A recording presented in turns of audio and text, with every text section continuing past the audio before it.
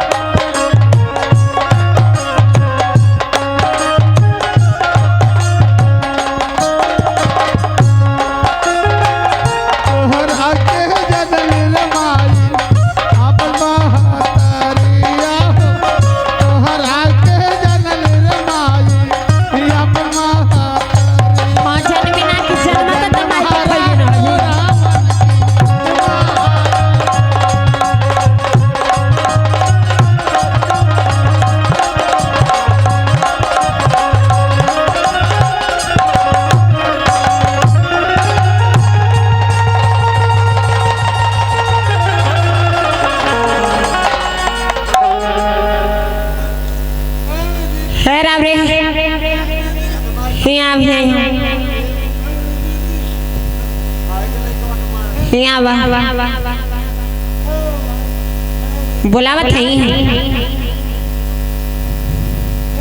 हमार तबिया का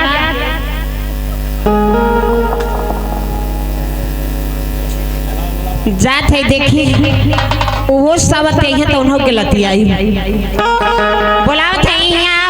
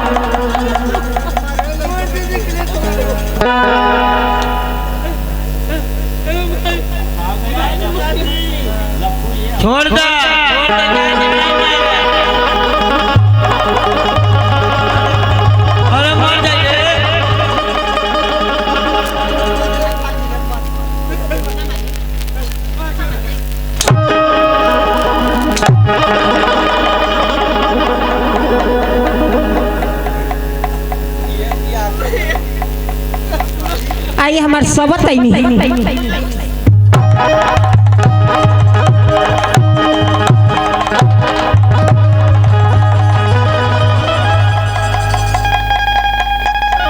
ले जाता चल होई तो देख ले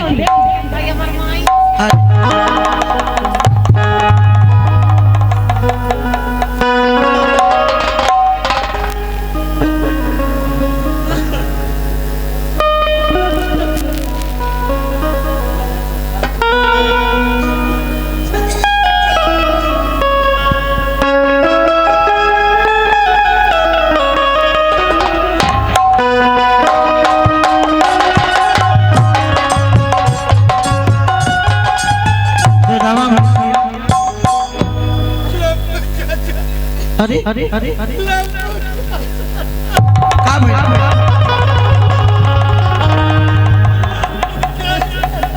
सुदामा बाबू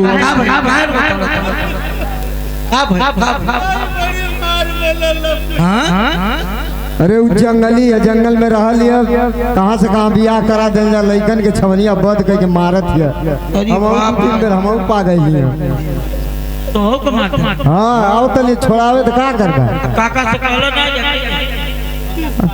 अब काका से पता वही पड़ी चला चुप रह बाबू मन ना जे कि जंगली है तना लइकन का सजा करे नहीं तो बियाहवे ना करवले होती जा हां हां हां चला चला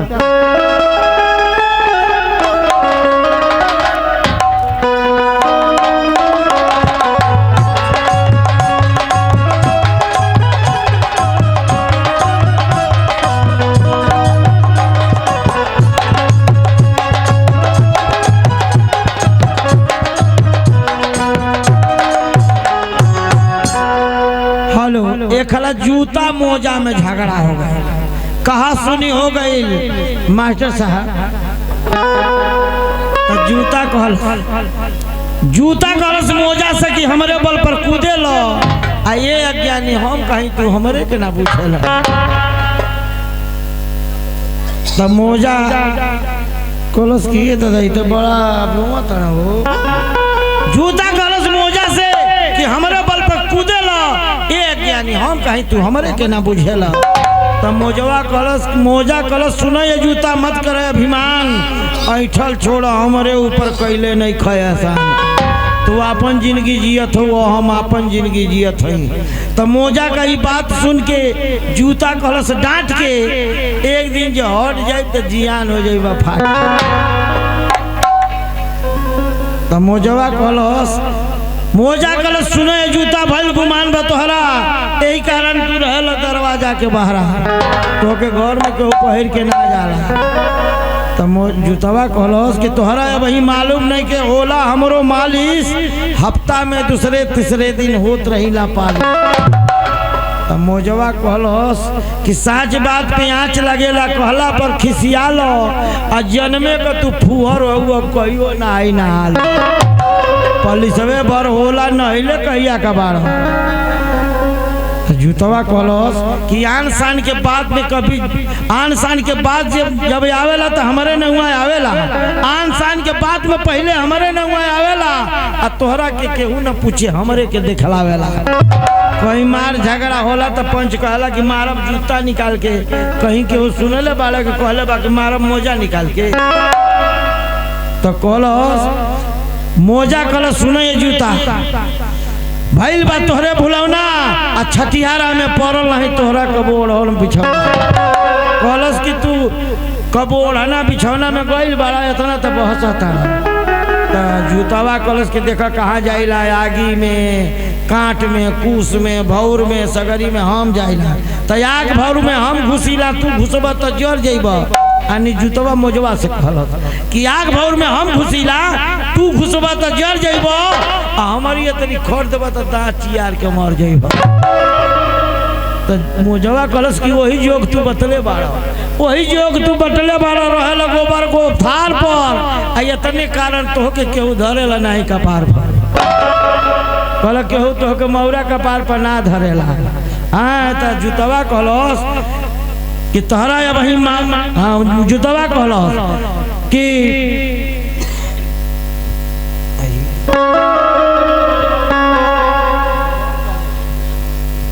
जूता कहलस सुना ये मौजा हमारा के खरीदा गईले पर लागी बहुते दमड़ा। जूता कहलस कि हमके खरीदे गईले पर लागी बहुते दमड़ा आ फोम उमो का मत पूछिया हम हई पक्का चमड़ा।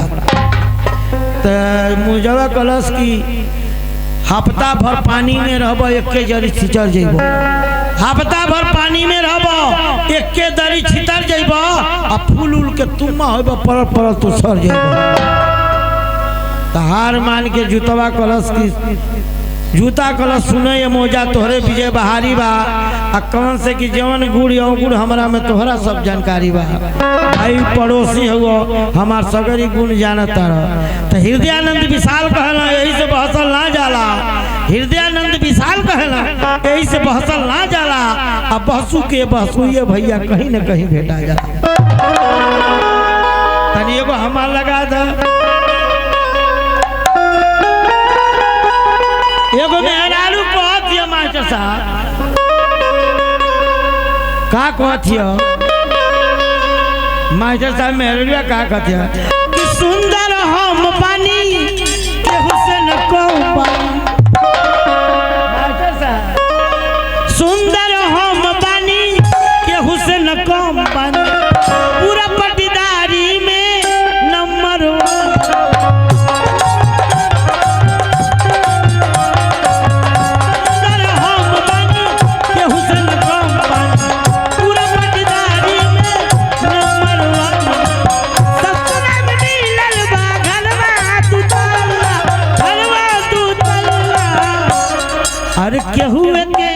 केहू के रोप ना साला बल हमर दुबई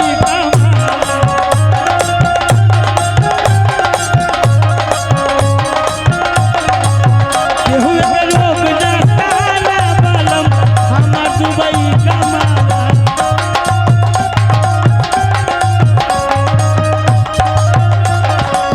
माथवा पे साथी ना सोना के बिंदी घरवा में बोले आनंद दी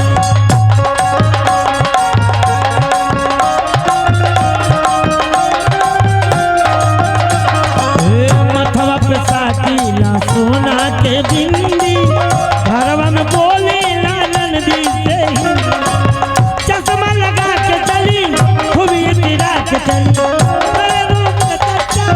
हो लगा गली गली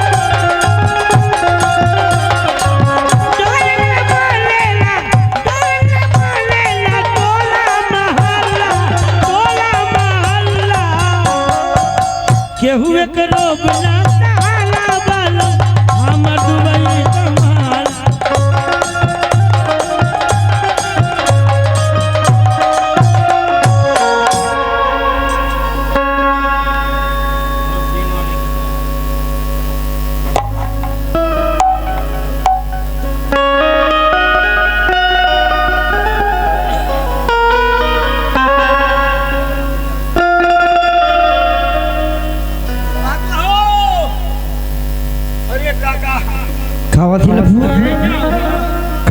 अरे उधर बहुत गड़बड़ हो गई हाँ सुदामा के शांति की वो चाची बड़ी मार ले देखल ना बनत चाचा भर दे मैं साटे साथ पता ना डंडा से मर ले बा कसे पीटले बा मैं भर दे एकदम गोहिए पड़ल बा दोनों उनके का हमरे लाल के सुदामा की माई मरी है। हाँ हो हम तो देखलिए तो एकदम जाना कि अबे आधा जीव हमार हो गल देख उनका घाव हुआ। हाँ सुनलिए कि सुईठा दिखत रहे सुना आगे खाते ऐसा नहीं बाबू। हाँ जब तोहरा काकी हमारे बेटा के मरली है हाँ चला हमन का मिलत है उसे आओ यही वजह रहा कि हम दूसर ब्याह ना करत रहनी लेकिन लभुआ चबुआ हमरा के आके बार बार एक ही बात कहत गई ना सो ये वजह से हम ब्याह कर ले आज सौतेली तो सौतेली ही होली। आज हमारे बेटी और बेटा के मरली है। चलत ही ओकर खबर ले चलत है।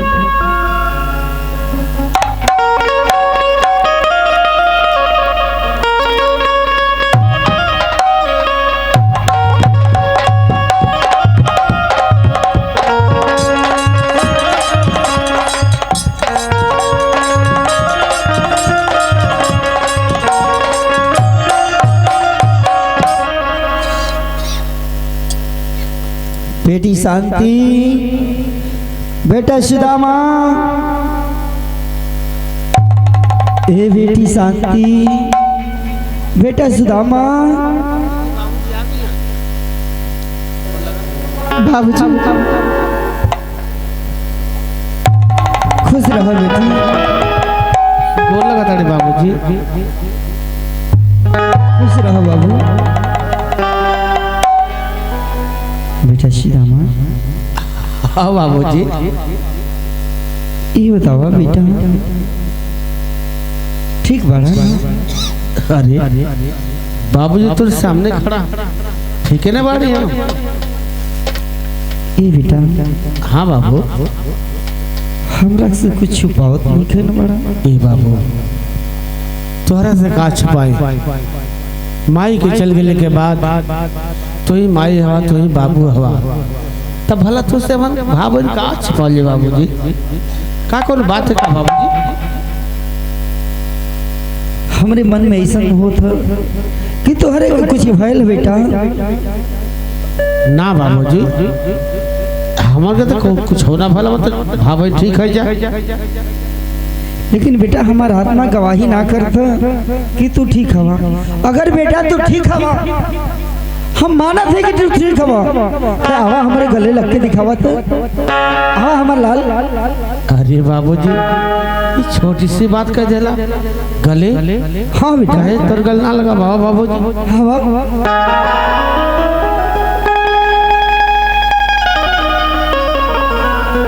बाबूजी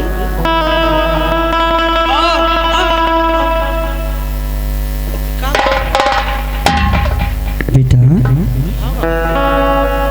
तू तो कहा कि हमरा के कुछ ना भइल बेटा।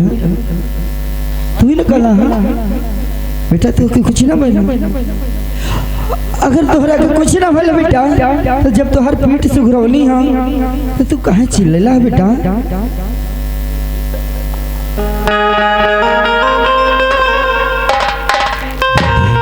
भैया लगता बाबूजी के सब बताई के पड़ी। हाँ भैया। बाबूजी दीदी हटा हम बताओ थे बाबूजी से। आ बाबूजी जब तो हमारे पीठ छू के जान गया बाबूजी कि हमारा का भल। हाँ बेटा बता। तो सुनिए बाबूजी हम तोहरा के साफ साफ बताओ बड़ी कि माई आजम वाली के मार मरल बारी हो, और माई आजम वाली के मार मरल बारी हो। सिम ठासदार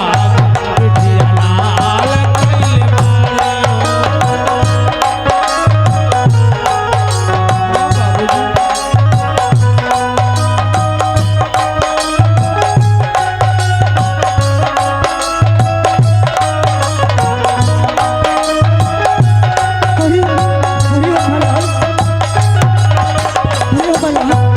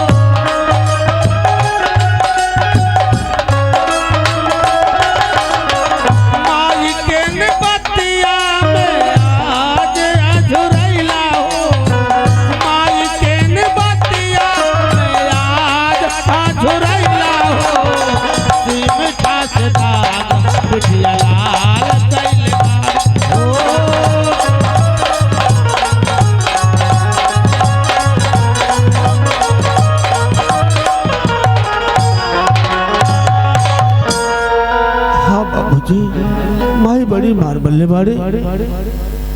ठीक है बेटा। हाँ बाबूजी। हमरा की बता दिला बेटा, तुम लोग जालू घर में बेटी शांति। हाँ बाबूजी। भैया के लिया के जा, हल्दी प्याज बांध दिया। ठीक बा बाबूजी। लिया के जा। ये बेटा लफुआ, बेटा लफू,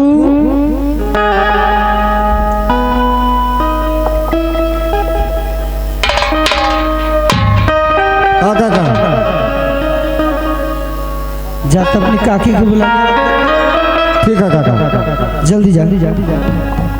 अच्छा पुआ जो काकी के बुला लिया था।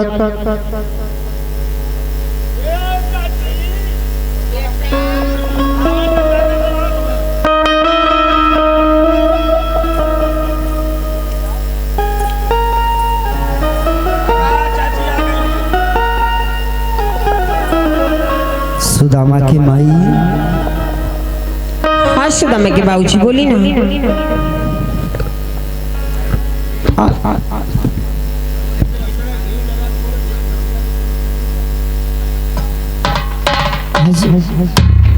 तोरा से हमके प्यार करे के मन करता सुदामा की माई।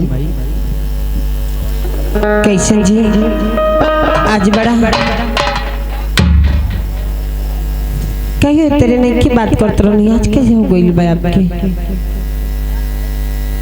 सही में सुदामा की माई, तोरा से हमके प्यार करे के बहुत मन करता सुदामा की माई। नहीं का बात